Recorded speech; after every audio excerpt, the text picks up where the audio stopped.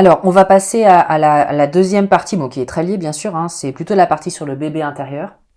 Alors, dans votre livre, À la rencontre de son bébé intérieur, vous expliquez que des manques dans la toute petite enfance, donc globalement avant 2-3 ans, les 1000 premiers jours, comme vous dites, vont également avoir des conséquences sur notre santé psychique adulte. Cependant, pour le coup, il est très difficile de les identifier, puisqu'a priori, nous n'avons pas de souvenirs, hein, puisque notre cerveau est trop immature pour en avoir. Alors, quelles questions on peut se poser effectivement pour identifier que ce sont des manques vraiment précoces? Alors là, la connaissance du développement cérébral est vraiment extrêmement aidante. Donc ce qu'il faut savoir, c'est que le cerveau se développe pas de façon homogène, donc il se développe en commençant par le bas vers le haut, de la droite vers la gauche et de l'arrière vers l'avant. Ce qui veut dire que au cours des 1000 premiers jours, on va avoir des structures très précises qui se développent. Et si on subit du stress, en gros, les hormones de stress ont un effet très toxique sur les cellules en développement. Donc les zones du cerveau qui sont en train de se développer au moment où on vit un stress vont être celles qui vont être le plus impactées. Et les zones du cerveau qui se développent au cours de ces 1000 premiers jours sont essentiellement des zones du cerveau qui sont responsables de la régulation du stress et des émotions. Donc, si j'ai un problème de régulation du stress et des émotions, et surtout si ce problème est important, des attaques de panique, des addictions, c'est une façon d'essayer de se calmer, les addictions, hein, surtout si l'addiction est importante, un trouble anxieux généralisé, c'est-à-dire j'ai une boule là, je suis angoissée tout le temps, ce genre de choses, et d'une façon générale les troubles anxieux, les troubles du sommeil, des crises de colère par exemple, des difficultés à réguler ses émotions, des émergences émotionnelles, soit de la tristesse, de la colère, etc., il est quand même assez probable qu'il y a quelque chose dans ce trouble qui a été installé, je dirais, qu'il y a un développement pas optimal qui a pu se faire des zones cérébrales qui sont sous-jacentes au cours de cette période précoce, où on a vraiment une période sensible, c'est-à-dire qu'on a une poussée de croissance énorme entre, en gros, la conception et 2-3 ans, sur ces fonctions de régulation des émotions, et accessoirement, ce qu'elles permettent, c'est la concentration. Donc, en gros, pour pouvoir me concentrer, déblayer mon bureau mental et m'accomplir des tâches et focaliser mon attention, il faut que je puisse faire abstraction de mes préoccupations, de mon stress, de mon anxiété. Donc, ce qu'on observe quand il y a eu du stress au cours des 1000 premiers jours, c'est que physiologiquement, ce stress a eu un impact bien particulier et que c'est un facteur de risque bien observé, bien mis en évidence au niveau scientifique, de développer des troubles de l'attention, donc le TDAH notamment, mais aussi des troubles anxieux, des problèmes d'addiction et des difficultés de régulation des émotions ultérieurement, donc que ce soit dans l'enfance ou à l'échelle de la vie. Donc c'est un facteur de risque. Alors évidemment, c'est pas parce que j'ai des troubles anxieux que j'ai nécessairement quelque chose à cette période précoce, mais quand même. Enfin, c'est quand même vraiment une période où il y a un énorme développement de ces compétences-là. Donc si j'ai un gros trouble anxieux, et en particulier s'il résiste à des thérapies classiques, donc verbales, qui vont porter sur la période en gros de 3 à aujourd'hui, de 3 ans à aujourd'hui, bon, là, il y a de très très fortes probabilités pour que j'ai intérêt à aller prendre soin de mon bébé intérieur parce que en fait, le niveau de stress, il a été emmagasiné à cette période-là et il est associé à des états très précoces. Évidemment pas sous forme de souvenirs, puisqu'on n'a pas encore les zones cérébrales qui sont responsables de la constitution des souvenirs qui sont branchés, on va dire, qui sont développés, mais on développe quand même de la mémoire. On sait que in utero, sur le dernier trimestre, si on fait écouter des musiques, par exemple, ou certaines voix au fœtus, il peut les reconnaître après la naissance. Donc ça a été bien objectivé, et effectivement, au niveau cérébral, les zones en charge des émotions primitives, notamment la peur, et en charge de la mémoire, sont déjà un petit peu développées. Donc, on sait qu'il y a une mémorisation qui se fait dès la fin de la grossesse. On sait qu'on va assez rapidement développer la mémorisation de la peur et de l'expérience de sécurité dès les premiers mois de vie, dès les premiers jours de vie. Et qu'en même temps, on va pas pouvoir se remémorer ça alors que c'est là. Donc ça, c'est complexe parce que ça construit notre cerveau. On est à une période où on est non seulement en train de remplir notre contenant cérébral d'expériences dont on se souvient, mais de construire notre contenant cérébral. Donc c'est d'autant plus important et d'autant plus compliqué qu'après on s'en souvient pas. Donc pour les remanier, c'est quand même un peu plus complexe que de parler d'un souvenir qui a été difficile. Et cette mémoire implicite, elle se développe en même temps que les compétences de cerveau de régulation des émotions, d'une telle façon que on peut le voir entre un nourrisson qui est totalement dépendant de son environnement, des adultes qui s'occupent de lui, pour s'apaiser physiologiquement, pour le moindre inconfort en fait, hein, la moindre douleur au ventre, inconfort dans la couche, fatigue, faim, etc., trop de lumière, enfin bref, il est vraiment totalement dépendant pour être apaisé de son environnement. Et 2-3 ans plus tard, on a un enfant qui, en tout cas dans notre pays, rentre à l'école, qui est capable de négociations élémentaires au niveau social, de prêter un petit peu, d'attendre son tour, qui est capable de savoir qu'il y aura un horaire des papas et des mamans, ce qu'un nourrisson est évidemment totalement incapable de faire. Enfin, si je dis ça, c'est pour qu'on puisse vraiment mettre le doigt sur ce développement incroyable en termes de quantité, de compétences sur la régulation des émotions entre le premier jour après la naissance et puis l'âge de 2-3 ans.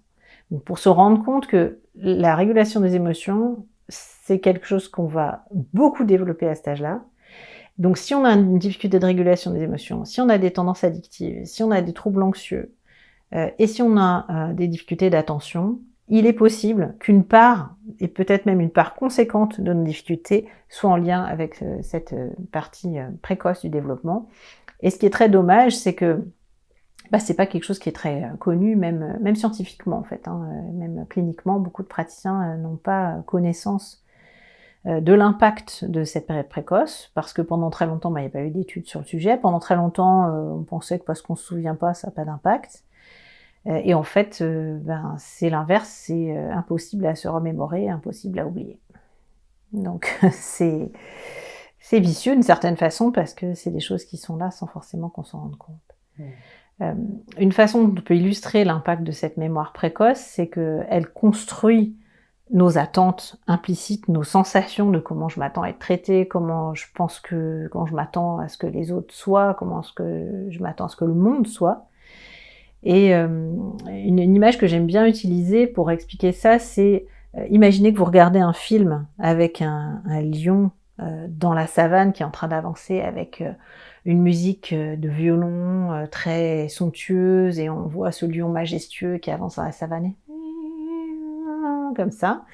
Et puis prenons le même film, et là on change la bande son et on met une musique d'un film d'Hitchcock par exemple. Donc ça va être quelque chose de très dissonant. Et puis bon, bref, on va pas du tout avoir le même décodage de la scène, et notre détection du danger va pas être du tout la même. Et ben cette musique, c'est ce qu'on construit au cours des 1000 premiers jours. Donc cette ambiance, ce rapport à sécurité-danger, c'est les fonctions capitales de notre système nerveux qui sont développées au cours de cette période précoce. Et ça, en fait, c'est au moins aussi important que le lion qui se déplace, quoi. Donc on peut avoir une super vie et puis être pourri par l'anxiété au niveau de sa joie de vivre et de son bonheur, et c'est vraiment, vraiment dommage, quoi. Alors quelque chose qui est pareil, très étonnant dans tous les conseils qui sont émaillés tout au long de votre livre, vous expliquez que ne serait-ce que déjà imaginer sa vie in utero de manière apaisée peut avoir un impact sur sa vie d'adulte. Comment ça fonctionne ? C'est un peu la visualisation qu'on disait avec l'enfant intérieur. Oui, tout à fait. Ce dont on s'est rendu compte là aussi avec les études sur le cerveau, c'est que imaginer et faire pour de vrai active les mêmes zones. Il y a plein de sportifs qui l'ont compris. Donc ils regardent les matchs, ils revisionnent leurs matchs, ils visualisent leurs mouvements, et ça génère des connexions neuronales comme si ils étaient en train de faire pour de vrai. Ça allume les mêmes zones comme s'ils étaient en train de faire pour de vrai. Alors évidemment, moins intensément quand on imagine que quand on fait pour de vrai, l'activation au niveau cérébral est quand même plus forte. Mais ça, c'est quand même un outil vachement intéressant. Ça explique pourquoi on peut, par exemple, traiter des phobies de l'avion en faisant de l'immersion virtuelle. Donc la personne, elle sait très bien qu'elle n'est pas dans un vrai avion, elle a peur quand même, et elle désactive petit à petit sa peur, et elle apprend à pouvoir reprendre l'avion.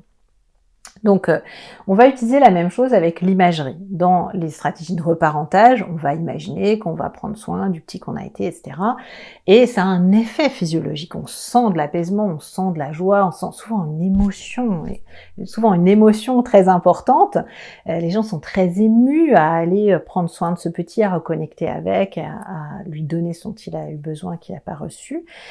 Et on va avoir finalement les mêmes mécanismes sur la période très précoce, même si on n'en a pas de souvenir de cette période. On en a des engrammes, on en a une trace mnésique. Quand on a vécu une période intra-utérine, et ça fonctionne pareil sur la période précoce ultérieure jusqu'à 2-3 ans, jusqu'au premier souvenir, quand on a eu une période au cours des 1000 premiers jours qui était stressante, le fait de s'imaginer comment on était, comment on a pu se sentir, déclenche généralement ces sensations corporelles liées à l'activation du système nerveux. Si ces choses-là sont pas résolues, notre système nerveux a l'imagination, juste à imaginer cette période de vie, comment ça pouvait être, à s'imaginer de l'intérieur cette période de vie, va avoir une réponse. Je pense à des patients que j'ai reçus, pour lesquels c'était au point que juste être en contact avec une femme enceinte ou avec un bébé était insupportable. L'idée de prendre le bébé, une copine dans les bras, était inconcevable. Et d'être enceinte, encore plus. Et ça, c'est des choses qui, quand on traite cette période précoce, se lèvent. C'est-à-dire qu'on voit un patient revenir en disant « Vous savez pas quoi? J'ai une copine qui vient d'accoucher. Je me suis dit, allez, je vais la voir à la maternité. J'ai pris son bébé dans les bras. C'était tellement attendrissant. » Et là, on se dit « Mais le chemin parcouru est juste incroyable. » Alors qu'on n'a fait que lui faire s'imaginer comment il pouvait être bébé, observer ses réponses corporelles, aller donner ce reparentage. Si le patient n'est pas capable de le faire parce qu'il a trop de rejet pour ce bébé qu'il a été, bah c'est le thérapeute qui, enfin, on va imaginer que c'est le thérapeute qui va chercher ce bébé et s'en occuper. Et puis là encore, on a donc le reparentage et montrer que le temps a passé. Donc dans la technique que je pratique, qui est l'ICV, ou qu'on appelle aussi Lifespan Integration, on utilise une ligne du temps, c'est-à-dire qu'on utilise une liste de souvenirs avec les premiers stades de développement, qui ne sont pas des souvenirs. Vous commencez à vous retourner, à vous mettre debout, à marcher, à dire des mots, faire des petites phrases, vous entrez à l'école, et puis quelques souvenirs jusqu'à aujourd'hui, pour relancer au niveau cérébral cette sensation du temps qui a passé. Ça, c'est un peu difficile à faire seul, objectivement. En revanche, déjà, emmener ce bébé ou même cet embryon, ce fœtus, imaginairement le prendre à l'intérieur de soi et l'emmener dans la vie d'aujourd'hui, ça va aider en fait à éteindre physiologiquement la réponse de stress. On utilise l'imaginaire pour activer les zones du cerveau qui nous intéressent en fait. Rien de magique finalement, c'est vraiment juste j'accède par l'imaginaire à une phase de ma vie qui est en fait dans mon système nerveux encore source de stress, qui, le système nerveux détecte encore du danger dans les déclencheurs, dans les choses qui sont en lien avec des situations comme voir une femme enceinte, par exemple, ou feuilleter mes albums quand j'étais bébé, voilà, il y a des gens qui vont dire ça aussi. Et ben, ces stimulations-là, on va petit à petit, en fait, grâce à elles, accéder à l'activation du système nerveux, et puis alterner avec des informations d'apaisement, de comment est la vie d'aujourd'hui, avec des interactions quand c'est en thérapie apaisantes avec le thérapeute, avec on est ici et maintenant, on est ensemble, on est en sécurité, et c'est ça qui va aider le patient à sentir en fait que c'est fini. Donc il évoque des choses qui sont difficiles, et en même temps il est dans une relation où tout va bien, où comme il y a de la confiance, où il y a de l'intimité, il y a de la sécurité, il y a du réconfort, il y a de la compréhension, qui vont l'aider à apaiser ces signaux de stress. Et c'est vraiment touchant de voir comment, quand on traite cette période précoce, notamment quand on traite la période intra-utérine, généralement l'effet qu'on voit, c'est que les gens se traitent comme plus légitimes. Souvent c'est des gens qui n'ont pas été désirés, qui n'ont pas été bien traités pendant la grossesse, pour lesquels on travaille cette période-là, où il y a eu des désirs d'avortement, par exemple, de la part des parents, ou quelle que soit la raison, cet enfant ne s'est pas senti légitime dès le tout début de sa vie finalement. Le fait d'aller prendre soin de cette période-là, généralement, a vraiment un effet super intéressant sur justement la capacité à défendre son morceau, à dire non, à se sentir légitime, à sentir que ses besoins sont légitimes, y compris dans la vie quotidienne, affective, professionnelle, de pas laisser les collègues abuser en nous donnant plus de dossiers que notre part, enfin des choses vraiment très simples, et sentir que c'est légitime de venir en thérapie. J'ai le droit qu'on prenne soin de moi, des petites choses toutes simples qu'on voit changer quand on prend soin de cette partie très très particulière du développement. Et puis après, quand on traite la suite, je dirais, les périodes bébés, donc après la naissance, généralement, on traite beaucoup la sécurité, le sentiment de sécurité qu'on aurait dû recevoir dans les relations d'attachement, et puis l'estime de soi, l'image de soi, le sentiment de valoir la peine, toute la tendresse que les patients vont pouvoir développer, sentir, ressentir profondément envers le bébé qu'ils ont été.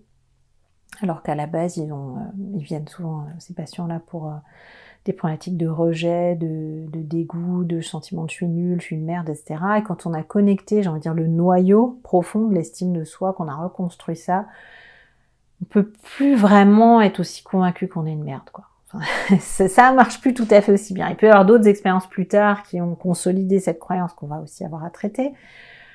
Mais globalement, il y a quand même un avant-après, quand profondément on a reçu la tendresse aussi, on s'est imaginé être porté, choyé par soi-même ou même par le thérapeute, et qu'on a reçu ça, c'est très apaisant. Et puis ça s'installe. Donc si on peut le faire un petit peu par soi-même, qu'on n'est pas au point, on a besoin d'une thérapie, mais qu'on peut se donner un petit peu de sécurité à cet endroit-là. Là aussi, dans la puissance réparatrice de votre cerveau, il y a un exercice en libre accès sur le reparentage du bébé intérieur, si on veut se faire une petite idée. C'est très apaisant. Alors vous expliquez, on suit un peu le fil chronologique, que le bébé, donc une fois qu'il est né, est imprégné de son environnement et des sensations ressenties, que Damasio nommait les émotions d'arrière-plan. Et le bébé, en fait, va chercher dans sa vie d'adulte plus tard, inconsciemment bien sûr, à reproduire les sensations vécues très petit, quitte à se maintenir dans un environnement défavorable, ce qui explique notamment tous les schémas de répétition dans des relations toxiques par exemple. Est-ce que vous pouvez nous expliquer ça? On a ce qu'on appelle en théorie de l'attachement les modèles internes-opérants. C'est une grosse formule pour qualifier cette sensation plus ou moins associée à des pensées un peu plus tard, mais en tout cas cette base de sensation de comment je mérite d'être traité, ce à quoi je m'attends des autres, et quelle est ma représentation de façon générale du monde et de son niveau de danger. Et cette façon de me sentir et de ce à quoi je m'attends, en fait, c'est ce que je crois mériter, elle a tendance à conditionner le choix de l'environnement qu'on va faire, et notamment des personnes qu'on côtoie. C'est-à-dire que ce à quoi on est le plus adapté, même si c'était un environnement suboptimal, qui n'est pas de bonne qualité, c'est ce à quoi notre cerveau est le mieux rodé, en fait, et c'est paradoxalement ce qui peut faire le moins peur, ce qui est le moins nouveau, le moins effrayant. Et donc ça peut malheureusement nous orienter vers la répétition de choisir des gens qui sont tout aussi négligents que nos parents, tout aussi maltraitants que nos parents. Et ça explique notamment comment on peut avoir des personnes qui ont été maltraitées dans leur enfance et qui se retrouvent parfois de façon répétée dans des situations de violence conjugale à l'âge adulte. Parce qu'en fait, ce qu'il faut comprendre, c'est que notre système nerveux, il s'adapte à l'environnement dans lequel il est, au niveau de danger dans lequel il est. Et il va, s'il peut pas faire face à des situations de maltraitance, il va s'anesthésier. Il est obligé de faire avec. Un peu comme un arbre qui pousse autour d'un poteau, quoi, en fait. Il va être obligé de se construire autour et de diminuer sa sensibilité en termes de détection de stress aux situations de danger auxquelles il est exposé au quotidien. Donc ça veut dire concrètement, je dépends d'un parent qui me maltraite, je vais avoir des mécanismes physiologiques d'anesthésie qui vont faire que mon système de stress réagit de moins en moins et que le seuil de détection et de réaction au danger va devenir de plus en plus élevé. Donc ce qui me rend très adapté à la situation, je deviens de plus en plus engourdi en fait, de plus en plus tolérant à la situation dangereuse à laquelle je suis exposée. Et là où c'est vraiment un gros problème, c'est que quand la personne est tirée de cette situation dangereuse, elle devient adulte, elle fait sa vie, elle part de chez ses parents, il faut qu'elle puisse réajuster son système de détection du danger et son système de tolérance. Et ce qu'on observe souvent quand on travaille avec des personnes victimes de violences conjugales, c'est qu'en tant qu'intervenant, c'est intolérable, c'est insupportable ce que cette femme nous raconte vivre au quotidien, l'idée qu'après l'entretien, elle va rentrer chez elle et sera exposée au danger. On voit bien qu'on n'a pas le même seuil de tolérance au danger et que elle a appris à s'adapter et que malheureusement l'auteur des violences en face utilise, consciemment ou non, mais en tout cas abuse de cette trop grande tolérance au stress, à ce stress-là très très particulier.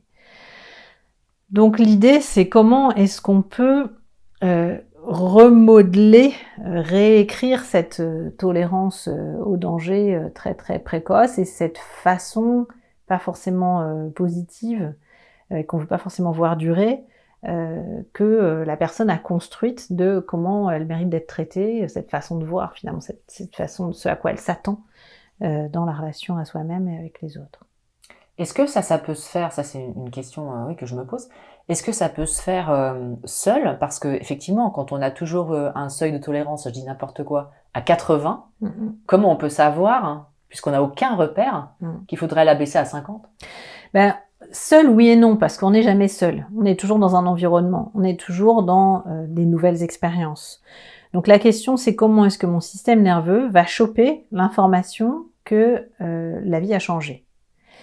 Et parfois, on a des gens très anesthésiés qui partent vivre à l'autre bout de la planète, ou qui se marient, ou qui quittent l'agresseur, c'est-à-dire qui déménagent de chez leurs parents, ou encore l'agresseur meurt. Enfin, il y a des gros changements, et le système nerveux semble percevoir que « ah ça y est, il y a un niveau de danger là, et je peux redescendre d'un cran ».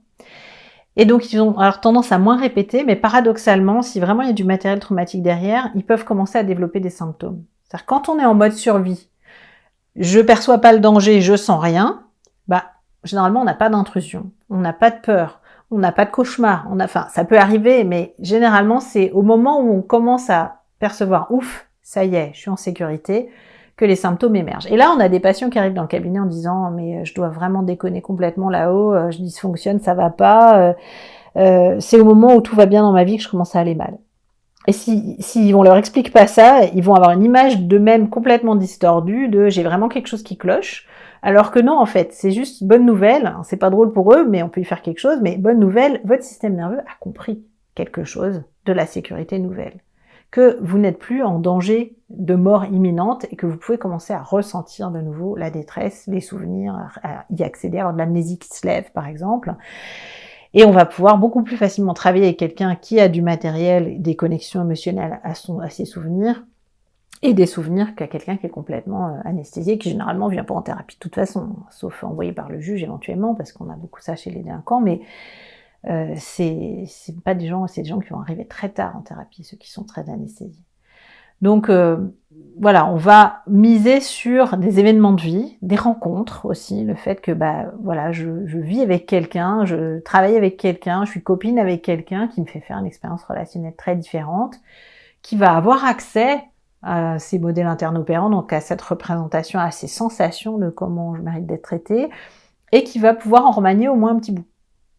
Ok, je mérite pas d'être bien traitée, mais dans les relations amicales, peut-être qu'un peu si. Ou peut-être avec cette personne-là, je suis prête à faire une exception. Donc je commence déjà à faire que ma représentation soit moins globale et qu'il y ait des petites exceptions, que je commence à pouvoir fragiliser un peu l'édifice, quoi, on va dire, et les représentations que j'ai de moi-même. Alors, vous expliquez notamment que l'impression qu'a le bébé du monde, donc quand il est tout petit, se confond en fait avec l'impression qu'il a de lui-même. Alors, l'impression, je ne sais pas si c'est le terme exact, mais... Et du coup, ça explique aussi des problèmes d'estime de soi, où en fait, effectivement, il y a une confusion entre l'extérieur et l'intérieur. Est-ce que vous pouvez également développer?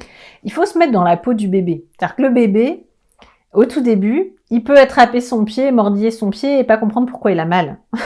Et on en est vraiment à une construction super élémentaire de qui je suis, c'est quoi mon corps, qu'est-ce que je ressens, enfin... Donc on a ces repérages-là à construire au tout début, on a tout à construire en fait en termes d'image de soi. Et le bébé, il n'a pas conscience qu'il y a quelqu'un qui s'occupe de lui. Donc quand la personne qui s'occupe de lui est compétente, y arrive, qu'il n'y a pas trop de difficultés, que c'est un bébé facile, enfin pour toutes sortes de raisons, ça se passe bien. En fait, le bébé, il a le sentiment d'être compétent. Enfin, c'est pas un sentiment aussi élaboré que ça, mais il a la sensation, je me sens bien, donc je suis bien. Mon parent, il est compétent, il se débrouille bien avec moi, c'est là où la situation est pas trop difficile, mon parent est pas très doué, mais ça va bien parce que je suis pas trop difficile, peu importe. J'ai pas de problème somatique, j'ai pas de handicap, j'ai pas de... Enfin bref, la vie va bien, ça se passe bien. J'ai la sensation d'être bien. En anglais, on dit « I feel good, so I am good ». Donc c'est vraiment « je me sens bien, donc je suis bien » et inversement, « je me sens mal, donc je suis le mal, je suis mauvais » en fait. si ça se passe mal. Et ça, évidemment, c'est dramatique parce que l'expérience d'un bébé qui a des douleurs somatiques, qui a un reflux, qui dort mal, qui est irritable, qui vit dans un environnement stressé, qui a des parents plus ou moins disponibles, plus ou moins compétents, plus ou moins ils font comme ils peuvent, ça va donner des sensations de « je suis mauvais ». Alors que, évidemment, ça n'a rien à voir.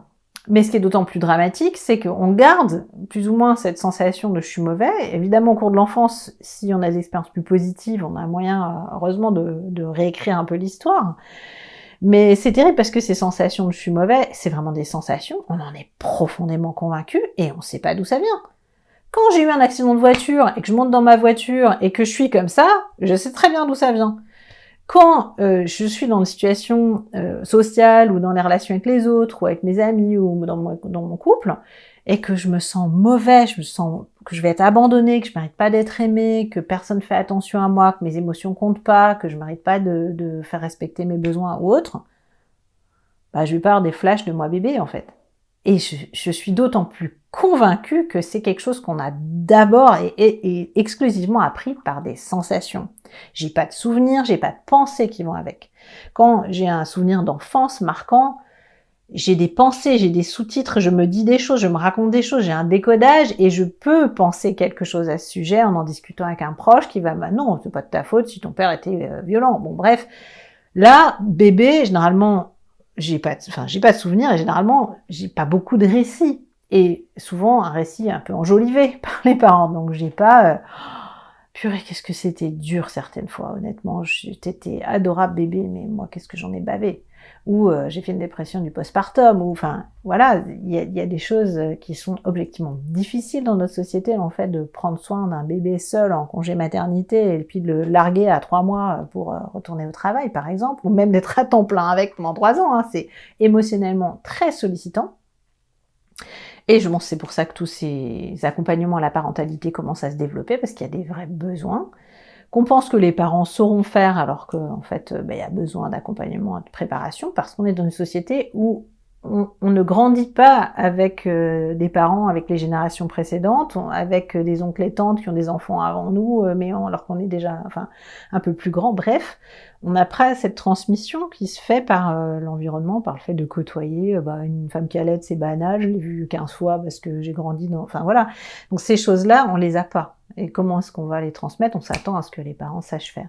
Donc il y a de multiples raisons, incluant les séparations précoces, très précoces en France, avec le placement, soit en crèche, en nourrice ou autre, pour aller travailler, qui génèrent du stress et qui peuvent faire que le bébé, il croit. Qu'est-ce qu'il croit en fait quand on le met à 3 mois en crèche? Enfin, croit au sens, c'est pas des croyances structurées. Qu'est-ce qu'il ressent? Et je jette pas, je sais pas, mais c'est stressant quoi en fait. Et je jette pas la pierre aux parents, vraiment on fait comme on peut, mais c'est juste qu'il y a vraiment au niveau politique, il y a quelque chose à changer, il y a quelque chose qui va pas du tout par rapport aux besoins de notre espèce en fait. Et les parents ont besoin de soutien, ils font comme ils peuvent, donc faut pas se sentir coupable en regardant cette vidéo honnêtement, vous avez fait comme vous pouvez, et vous faites comme vous pouvez, on fait tous comme on peut, en tant que parents, la situation est objectivement pas du tout favorable. Mais le début de la sagesse, je dirais, c'est d'avoir conscience de ça, et de pouvoir donner ce réconfort et cette réparation à son enfant, quel que soit son âge, en fait, parce qu'il est en crèche là, qu'est-ce que je fais le soir quand je le récupère? Je fais quelque chose pour marquer le coup, pour marquer les retrouvailles, par exemple, avoir un petit temps de joie, de plaisir ensemble. C'est très efficace, entre guillemets, ça aide vraiment à apaiser le système de stress de l'enfant, parce que c'est un stress d'être séparé de nous quand il est tout petit, et puis même à l'école. D'avoir un moment de retrouvailles, un moment où on fait on fait un cache-cache, on fait pas avec un bébé bien sûr, mais on fait on sait que ce soir quand on va se retrouver, on va faire ça. Ça prend 5 minutes, 10 minutes, peu importe. Et après, je vais faire à manger, etc. On peut prendre 5 minutes, ça vaut vraiment la peine. Donc ça, c'est des petites choses qui permettent de je vais apaiser le système de stress et la soirée va se passer beaucoup mieux que si j'ai pas donné ça et que mon bébé il est tout le temps en train de s'agripper à moi et que moi je m'énerve parce que faut que je fasse à manger, etc. Alors, vous dites quelque chose qui est très important et que je voulais quand même, dont on parle rapidement. Pendant longtemps, on a entendu, souvent peut-être, je sais pas, nos parents, nos grands-parents, qu'il fallait laisser pleurer les bébés. On l'entend encore. Hein. Ah oui, une espèce d'injonction comme ça qui me sort de je ne sais où. Et aujourd'hui, ce qu'on constate, c'est que j'ai juste l'inverse. en fait. Quels sont les impacts justement des touchers, des câlins et des réponses aux pleurs du bébé sur son développement? En fait, ça va très loin parce qu'on s'est rendu compte que une femme enceinte qui caresse son ventre, son abdomen, donc qui est en interaction avec son bébé, qui donne de la tendresse à son bébé comme ça pendant la grossesse, aura un bébé moins irritable et qui pleure moins à la naissance qu'une femme qui n'a pas eu cette consigne. Si on distribue des porte-bébés et des sièges en plastique à 2 groupes de mères de façon aléatoire, une étude qui a fait ça, on a à 13 mois, le groupe de mères qui a eu le porte-bébé, 83% d'enfants qui sont sécures au niveau de l'attachement, c'est-à-dire qui ont confiance dans le fait que la figure d'attachement va être là pour eux et qu'il valent la peine qu'on s'occupe d'eux. Voilà, en gros. Donc ça, c'est un cadeau pour la vie. En termes de résilience, c'est un facteur très important pour l'échelle de la vie. Et puis dans l'autre groupe, on n'a que 38% qui sont sécures. Donc le fait d'être placé à distance, de pas être à proximité du corps, de pas être touché, et ça veut pas dire qu'on est tout le temps sur le bébé, tout le temps en train de s'occuper de lui. Il semble que le bébé, lui, il a surtout besoin de contact corporel. La physiologie, en fait, du contact corporel et du toucher est très importante à cet âge-là, pour cause. Lui parler, ça a quand même un effet limité pour le calmer. Les bercements au niveau physiologique ont un effet sur le système nerveux. Et donc, le fait que le bébé soit beaucoup touché a un impact considérable sur la durée des pleurs. On a calculé que dans notre société occidentale, il y a à peu près 2h30 de pleurs par jour chez un bébé qui, au tout début, va avoir entre 4 et 8 heures de veille. C'est énorme. Donc, tout ce qui favorise le massage, le toucher, le portage, le bercement, va avoir un impact considérable sur les pleurs, mais en fait derrière les pleurs, c'est de la décharge d'hormones de stress, donc c'est le signe qu'il y a un stress plus ou moins important en fait chez le bébé. Alors c'est important d'accompagner les pleurs quand ils sont là et de l'aider à évacuer, même si au début il sait pas pleurer, enfin il sait pas avoir de larmes. On va quand même avoir une importance physiologique essentielle, notamment par l'intermédiaire de la fameuse ocytocine et la dopamine, les endorphines, enfin toutes ces molécules qui vont générer le plaisir aussi à être avec son enfant et être avec son parent, vont, c'est pas par hasard, vont avoir un impact très favorable sur le développement du système nerveux et du cerveau de façon générale. Et c'est vrai qu'on entend encore aujourd'hui, alors peut-être pas pour des bébés, je sais pas, mais même pour des enfants un peu plus grands, 2 ans, mais il est propre, il a bien mangé, etc. Donc on le laisse pleurer. Il a besoin de rien, ouais. Il a besoin de rien. On considère que la partie matérielle de l'enfant. Oui, c'est ça, comme s'il n'y avait pas besoin affectif. Et là aussi, il suffit de se mettre un peu à hauteur d'enfant, en fait, et de se dire, bon, bah, comment c'est d'avoir 2 ans et d'être mis au lit, et de pas, voilà, est-ce que mon enfant, il sait où je suis? Est-ce qu'il a confiance en fait que je suis là, que je suis pas loin? Et pleurer, appeler, c'est une façon de vérifier. Donc là, il faut savoir raison garder. Quelle est la réponse dont il a besoin? Il n'a pas vraiment besoin que je reste à côté de lui toute la nuit. Si moi, c'est pas quelque chose que je suis capable de faire ou que je suis prêt à faire. Mais voilà, comment est-ce que je peux construire cette confiance dont il a légitimement besoin? Il est tout petit, super vulnérable. Il faut qu'il ait vraiment confiance dans le fait que je suis là et que je vais être réactif et que je suis disponible et que je l'entends quand il appelle, s'il y a quoi que ce soit. Alors vous développez ce que sont les négligences parentales, dont on entend parler mais finalement qu'on ne connaît pas très bien, et en plus qui sont peu discernables car elles ne font pas de bruit, contrairement à la violence physique, qui elle en fait plus. Pourtant leurs impacts sont considérables dans la vie du futur adulte, et ça affecte notamment, vous allez nous l'expliquer, son cortex orbitofrontal. Alors que sont les négligences parentales et quelles conséquences dans la personnalité de l'enfant puis de l'adulte qu'il deviendra? Alors la négligence, c'est une atteinte des besoins élémentaires de l'enfant pour se construire, pour se développer, pour s'épanouir. Donc c'est vrai que c'est beaucoup plus discret que les maltraitances qui se caractérisent par des actes très précis, généralement assez faciles à identifier, au moins dans l'après-coup par l'enfant devenu adulte. Les négligences, c'est des choses en creux, c'est plutôt des choses qui sont pas là. On dit toujours non à l'enfant, on le soutient pas dans ses activités de loisirs, par exemple, on l'inscrit à rien au niveau extrascolaire, on soutient pas, on joue pas ce rôle de tuteur qui le tire vers le haut, qui l'encourage, qui l'amène à sentir qu'il est important, que ses besoins sont importants, qu'il compte.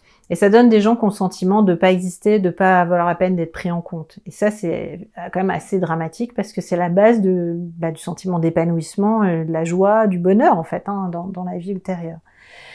Effectivement, ça a un impact, évidemment, comme toujours, le cerveau se développe en fonction de la stimulation qu'il reçoit. Donc ça a un impact sur la façon dont le cerveau va se développer, au-delà de simplement l'image que j'ai de moi et de comment je mérite d'être traitée. En fait, il y a des réactions physiologiques sous-jacentes, et notamment sur le cortex orbitofrontal et sur des parties du cerveau qui ont un lien avec notamment les problématiques d'addiction.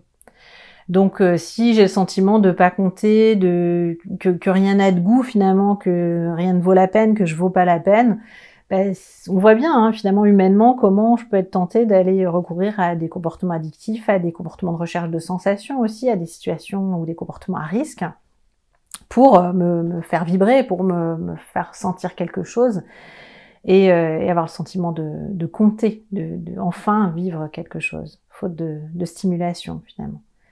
Donc ça, c'est assez triste, quoi. C'est assez dommage. Alors, quelles conséquences ont également le comportement de certaines mères qui, plus ou moins inconsciemment, en fait, vont chercher à comprendre, à combler leur propre manque affectif à travers leur bébé? Effectivement, ce qu'il faut comprendre, c'est que quand on devient parent, on va être parent, comment on va faire pour décoder les besoins du bébé puis de l'enfant? On va puiser dans notre expérience de ce que c'est qu'un bébé et d'un enfant. Donc on en a plein des expériences, mais la première, c'est quand même la nôtre. Notre expérience de l'intérieur, la seule, c'est la nôtre. Et donc sans le savoir, on va aller déclencher un certain nombre de réseaux de neurones qui détiennent cette expérience de ce que c'est que d'être un bébé ou un enfant.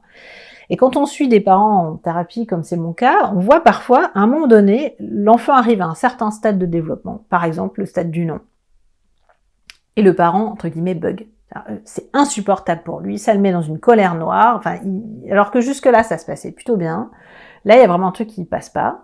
Et le fait d'aller traiter ce stade-là de développement chez lui, c'est-à-dire comment ça pouvait être chez lui, à son âge, dans sa vie à lui, à 2-3 ans, qu'il s'en souvienne ou pas, ou qu'il en sache des choses ou pas, on va voir physiologiquement dans votre corps comment vous réagissez à l'idée d'être à nouveau cet enfant de 2 ans à ce stade de développement, le même que votre fils ou votre fille, dans votre environnement de l'époque, avec vos parents de l'époque, et puis on voit quand la personne prend le temps de s'immerger, ce que ça déclenche comme sensation. Donc l'idée c'est que dans ces situations-là, on va avoir un parent, soit une mère ou un père, hein, les deux sont possibles, qui est plus en train de répondre à ses propres besoins non résolus, à ses propres enjeux non résolus, dans la relation avec son bébé ou avec son enfant, plutôt qu'aux besoins réels du bébé ou de l'enfant. Et par exemple, hein, mais c'est un seul cas de figure parmi 1000, ça peut être un bébé qui a été très carencé, et la mère qui a été très carencée a cette représentation que le bébé a besoin d'être tout le temps touché, tout le temps porté, jamais laissé... Et le pauvre bébé, rien qu'à le dire, j'étouffe. Et donc, c'est paradoxal, mais finalement, elle va pas forcément donner une expérience plus optimale à son bébé que ce qu'elle a elle-même reçu, parce qu'elle est dans l'extrême inverse. Et que ce qui compte pour le bébé, c'est de recevoir une expérience suffisamment accordée, on va dire, à ses propres besoins, suffisamment harmonisée à ses propres besoins.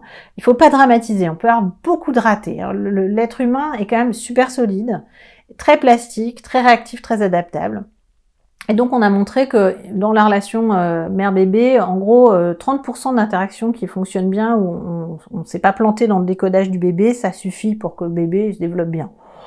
Quand on sait ça en tant que parent, ça relâche un peu la pression. Donc ça, c'est quand même important à avoir en tête. On peut avoir des ratés, et puis l'essentiel, c'est quand on a des ratés, on les répare. Je pensais que mon bébé pleurait parce que pour telle raison, et puis en fait, je l'ai nourri, par exemple, je l'ai changé, et puis c'est pas ça. Le fait qu'il sente que je persiste, que je continue, je vais pas lui dire désolé mon pauvre bébé, enfin je pourrais, pourquoi pas, mais le fait qu'il sente que je continue de chercher, c'est une façon de réparer. Bon, j'ai eu un loupé, j'ai mal décodé. J'ai cru qu'il avait faim, en fait, il avait besoin d'aller au lit. Enfin bref, c'est ça qui va faire que l'enfant sent qu'on ne lâche pas, qu'il compte, que ses besoins sont importants et que même quand le parent a des loupés, il persiste et puis qu'il finit par trouver la plupart du temps et qu'il est de bonne volonté. Donc c'est ça qui donne cette sensation de « Ah, je suis bien, je mérite d'être bien traité, l'environnement globalement est bienveillant et positif et il finit par y arriver et j'ai confiance, quoi ». Donc ça, c'est des éléments vraiment importants dans le développement précoce. Et si on a ces ratés parce qu'on est trop envahi par ses propres états intérieurs, que ce soit de bébé ou d'enfant ou d'ado même, hein, et que du coup on n'arrive pas bien à décoder l'autre, qu'on n'est pas suffisamment sensible, qu'on répond pas quand il faudrait, comme il faudrait suffisamment, c'est le fameux 30% du temps, bah là il y a un peu trop de ratés en fait, et en face ça laisse des choses précisément qui sont pas résolues et qui peuvent de nouveau être mobilisées à la génération d'après. Et c'est entre autres ce qui sous-tend ce qu'on appelle la transmission intergénérationnelle du trauma.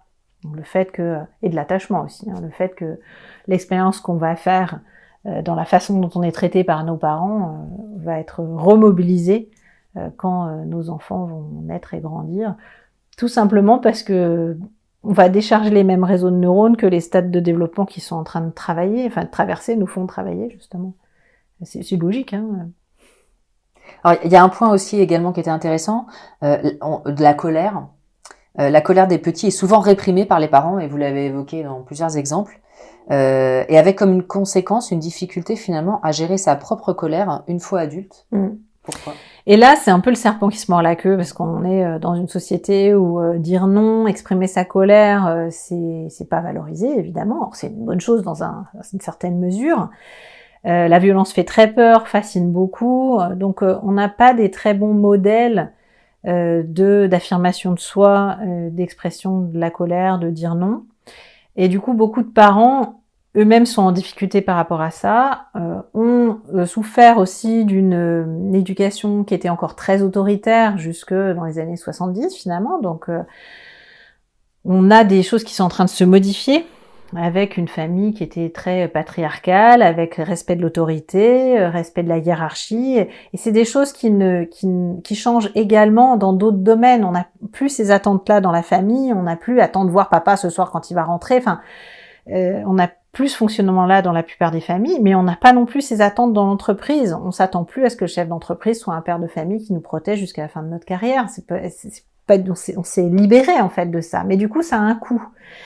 Et le coût, c'est que le rapport à l'autorité change et que l'exercice de l'autorité n'est pas le même, et que dans les écoles, dans les entreprises et dans la famille, on n'a plus envie de fonctionner avec tu fais ce que je te demande, t'obéis, c'est comme ça et pas autrement. Désolée si j'ai déclenché la mémoire traumatique de certains, on est juste dans une vidéo, tout va bien, revenez dans le présent. Et en même temps, ça peut être super tentant parce que c'est ce qu'on a appris, c'est ce qu'on a dans nos réseaux de neurones, donc c'est pour beaucoup de gens la première réponse qui vient. Et si on s'est pas préparé à ça, qu'on n'a pas réfléchi à ça, qu'on n'en a pas parlé, éventuellement qu'on l'a pas travaillé en thérapie, si c'est quand même assez costaud ce qu'on a reçu, en plus c'est en préverbal de 3 ans, hein, les premiers noms, les premières crises de colère, même à partir d'1 an, 1 an et demi, à partir du moment où on commence à marcher, à toucher partout, on va recevoir du non et on va commencer à être frustré et à être plus en conflit avec ses parents. Donc, c'est tout ça qui va être mobilisé quand on devient soi-même parent, et qu'on doit commencer à dire non, à réguler la colère de son enfant. Et si on n'a pas travaillé là-dessus, et qu'on ne s'est pas préparé, on peut être un peu pris au dépourvu. On a eu une année super cool, avec un peu fusionnelle avec un bébé qu'on allaite, qu'on nourrit, qu'on biberonne, qu'on diversifie, on change les couches, on met au sommeil, des moments certes difficiles, stressants et tout, mais pas conflictuel. Et là, on a un bébé qui commence à devenir un toddler, comme on dit en anglais, à se mettre debout, à toucher à tout, à pouvoir attraper des trucs, tirer les trucs sur les tables, il faut surveiller beaucoup plus, mettre les doigts dans les prises, enfin bref, à pouvoir faire beaucoup plus de dégâts et de choses dangereuses, et auquel il va falloir dire non, et avec lequel, petit à petit, il va falloir aussi apprendre à négocier. Parce que dire non de façon autoritaire, c'est pas l'éducation qu'on a envie de donner aux enfants dans notre société. Globalement, c'est pas l'environnement dans lequel on a envie de grandir. Aussi parce qu'on évolue vers plus de bienveillance, plus de prise de conscience des besoins individuels et plus de respect. Et j'espère aussi peut-être à terme plus de respect des besoins de l'enfant, même s'il y a encore du chemin à parcourir. On va avoir à sortir de ce modèle de c'est moi qui décide, c'est moi le chef, c'est moi qui commande. Quand je dis que c'est utile que les parents puissent s'excuser après avoir eu un bug, avoir crié trop fort sur leur enfant ou quoi, il y a encore beaucoup de gens que ça choque. L'idée que non, je vais perdre mon autorité, je vais me dégrader, je vais pas être respectée par mon enfant. En fait, si, précisément, c'est cette relation-là que vous avez envie de construire avec votre enfant ou pas, en fait. Et donc, c'est dès ces premières interactions où on va non pas céder à tout, parce qu'évidemment, le risque, c'est de tomber dans l'extrême inverse. C'est je sais pas dire non, j'ai été terrifiée par le non, je lâche tout, je dis jamais non et je suis menée par le bout du nez. Et ça, c'est pas structurant pour qui que ce soit, en fait, ni pour l'enfant, ni pour la relation, ni pour le parent. Donc, c'est comment je dis non, sur quoi je suis prêt à négocier, à céder, comment je peux apprendre à l'enfant à négocier, parce que dire non, oui, mais il y a aussi des compétences de oui, mais plus tard, ou non, mais dans 5 minutes. C'est-à-dire, ok, tu veux rester encore un peu au parc, on va partir, t'as encore 5 minutes, je mets mon téléphone à sonner. C'est beaucoup plus facile que dire non, faut y aller maintenant. Est-ce que vraiment faut y aller maintenant? Est-ce qu'on peut donner 2 minutes, 3 minutes, 5 minutes, encore un tour de toboggan? Enfin, bon, c'est des astuces toutes simples, il y a des tonnes de livres et de chaînes et de posts Instagram et autres qui donnent ces astuces-là. Si on n'arrive pas à les mettre en œuvre, c'est probablement qu'on a des choses pas tout à fait résolues. Et faut pas se jeter la pierre parce que on vient d'un historique culturel, éducatif où on n'a pas du tout été élevé comme ça et où les réactions au non et à l'affirmation de soi des tout petits ont pu être un peu violentes, même si c'est pas forcément ce que nos parents nous racontent. Malheureusement, ça peut quand même être ce qu'on a vécu. Et puis, même si le parent, lui, il n'a pas l'impression d'avoir été violent, l'enfant, lui, il peut avoir eu très peur, parce que l'enfant, il est quand même beaucoup plus petit que le parent. Donc, si le parent crie un peu, ou est un peu autoritaire, ça peut intimider et effrayer l'enfant. Et cette peur-là, si elle est encore à l'intérieur de nous, ça nous complique la tâche en tant que parent. Je pense que c'est pour ça que dire non, exprimer la colère, éduquer à la colère, c'est vraiment une éducation. Éduquer à la colère, c'est une partie de l'éducation à part entière et on n'a pas beaucoup de modèles en fait pour l'instant là-dessus. Alors, on va parler de techniques et de thérapie à proprement parler pour essayer de réparer tout ça. Vous indiquez donc la technique du reparentage. Pour réparer notamment les liens d'attachement insécures. Donc, qu'est-ce que c'est que le reparentage? Alors, le reparentage, c'est utiliser le fait que le cerveau ne fait pas la différence entre l'imaginaire et la réalité, pour le dire simple, il active les mêmes zones, en moins fort quand on imagine. Donc, on va en fait avoir un accès super privilégié à l'enfant qu'on a été par l'intermédiaire du reparentage. Donc, on va imaginer, visualiser, et au-delà de visualiser, ça n'a pas besoin d'être très détaillé. Au niveau visuel, c'est plutôt sentir l'enfant qu'on a été et imaginer qu'on entre en relation avec lui depuis là où on est aujourd'hui. Donc rester bien connecté dans l'adulte, ça paraît, je sais qu'il y a des techniques qui font autrement, mais moi je recommande plutôt de rester bien connecté dans l'adulte pour pas se laisser basculer dans l'état enfant et pas pouvoir revenir. Donc rester connecté dans l'adulte tout en étant connecté à l'état émotionnel de cet enfant qu'on a été et aller en prendre soin, que ce soit bébé, tout petit, enfant, jeune enfant, enfant plus âgé, ado ou même à l'âge adulte, on peut le faire aussi. Et l'idée, c'est que ça va générer des connexions neuronales nouvelles, en fait, et une expérience émotionnelle nouvelle, de réconfort, mais aussi j'ai envie de dire, de restructuration par rapport aux choses irrationnelles qu'on a pu se dire. Étant enfant, on n'a pas les ressources en termes de pensée, de rationalité qu'on a à l'âge adulte, et on est un peu centré sur soi. On pense que la Terre, que le soleil tourne autour de la Terre, quoi, en gros. Donc, on pense que si nos parents divorcent, c'est notre faute.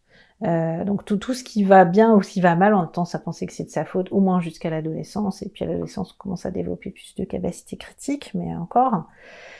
Donc, d'aller dire à cet enfant, juste, c'est pas de ta faute, en fait. Je suis vraiment désolée d'exprimer de la compassion, d'exprimer de la gratitude, éventuellement. Dire merci d'avoir fait face. Je sais que c'est parce que tu as développé des stratégies, même si elles posent problème aujourd'hui, que tu as développé des stratégies pour faire face, que je suis là aujourd'hui. Et maintenant, c'est à mon tour de venir t'aider.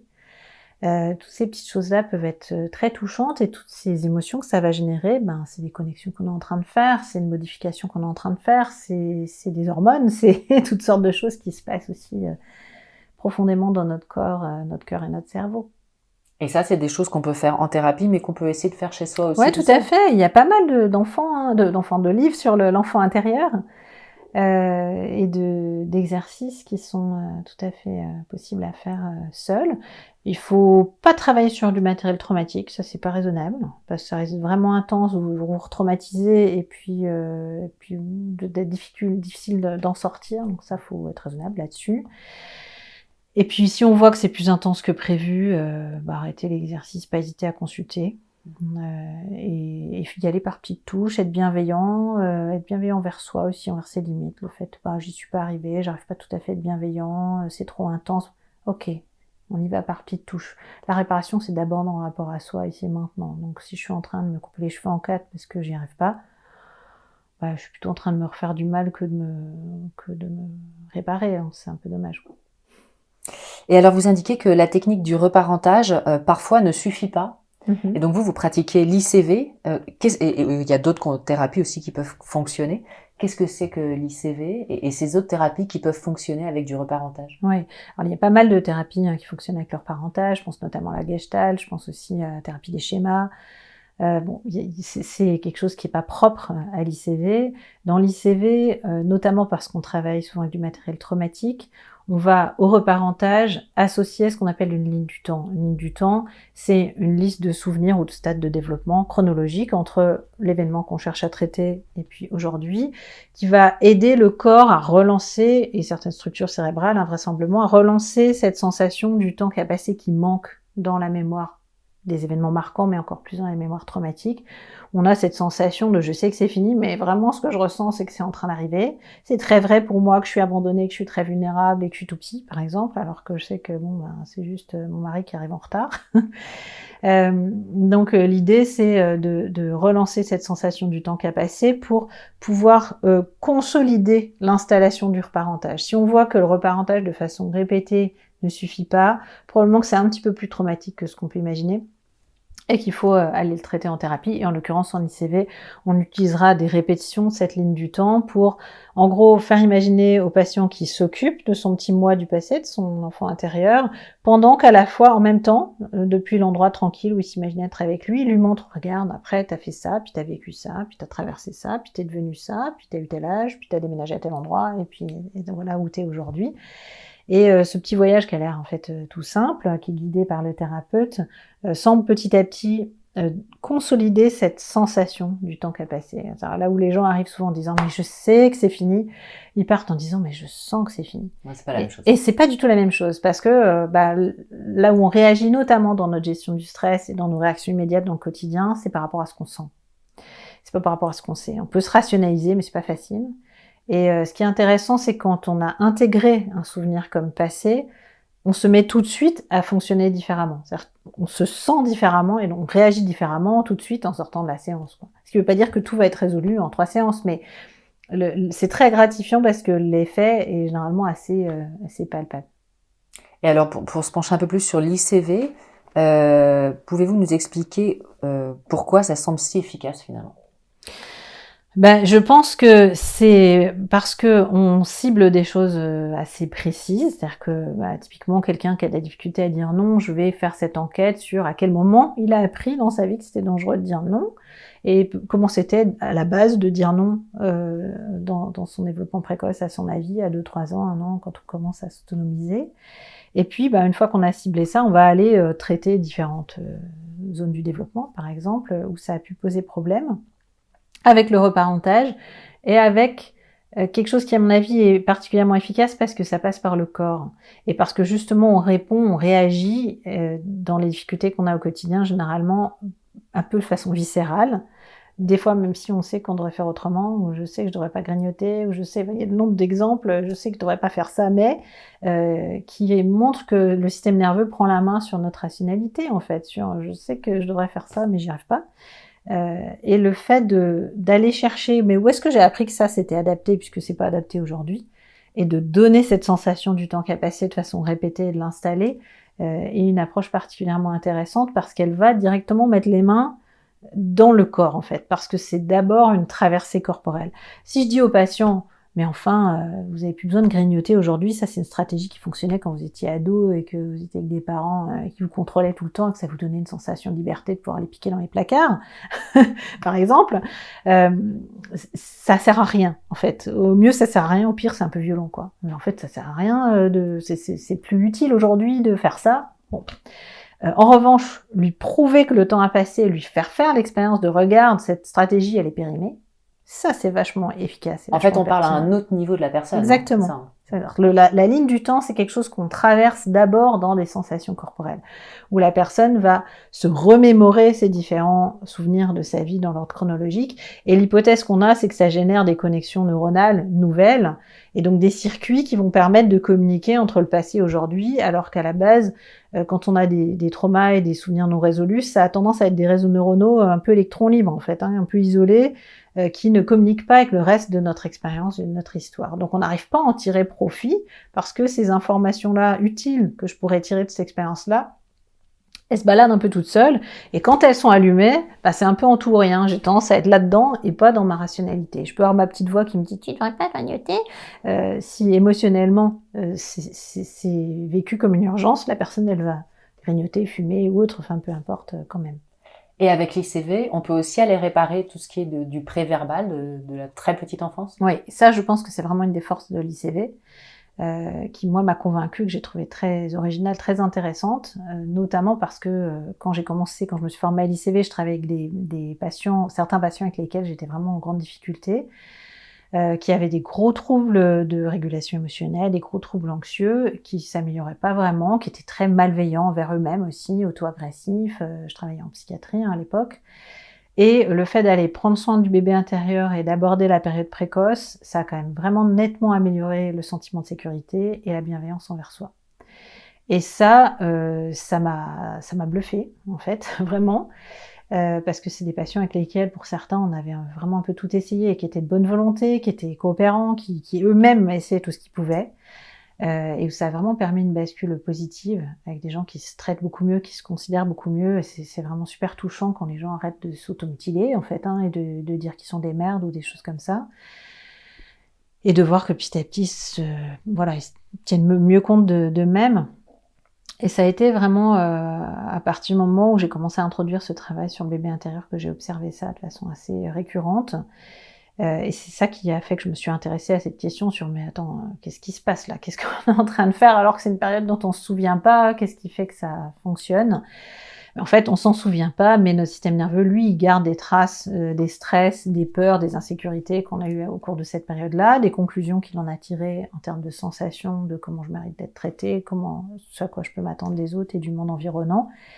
Et que grâce à l'imagerie, là encore, en imaginant ces périodes-là, en imaginant d'être traité autrement, on arrive probablement, c'est l'hypothèse qu'on a, à mettre en place des réseaux de neurones alternatifs, correctifs, petit à petit, et à force de répétition, en espérant que ce soit eux qui deviennent les modes par défaut, et que petit à petit, les stratégies de fonctionnement qu'on avait avant, qui sont moins agréables, moins fonctionnelles en fait, prennent plus le dessus. Soit petit à petit comme un sport, comme une nouvelle hygiène de vie. Ouais, c'est ça, comme une nouvelle façon de fonctionner, comme la métaphore que j'aime bien, c'est comme si on avait l'habitude d'une autoroute à péage, très mal entretenue, très coûteuse, très abîmée, où on roule pas bien. Et puis petit à petit, on creuse un sillon, et puis on fait une petite route, et puis une route parallèle, et puis la 2x2 voies, c'est pas très écologique comme métaphore. Et puis petit à petit, une autoroute sans péage. Donc elle a beaucoup moins de coûts que la version symptôme de la solution au problème. Et petit à petit, on voit que le mode par défaut devient l'autoroute sans péage, quoi.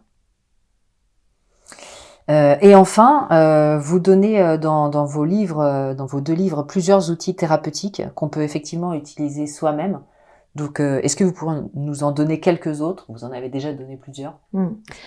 Il y a, en fait, il faut comprendre que, notamment au cours de cette période très précoce, on modèle notre système nerveux. Et notre système nerveux, il génère ses attentes, en fait, physiologiques d'un certain niveau de danger dans le monde environnant. Or, si vous avez des symptômes, c'est que ce monde environnant, il a changé. C'est que la façon dont votre système nerveux réagit, elle est plus adaptée au monde actuel. Donc, bonne nouvelle. Ça, c'est plutôt bien. Du coup, tout ce que vous allez pouvoir faire pour reconnecter régulièrement votre système nerveux à en fait, comment c'est vraiment là maintenant, et lui donner une information correctrice, de base ou aussi dans les moments de crise, mais aussi de le faire de façon régulière hors moment de crise, c'est quand même plus facile.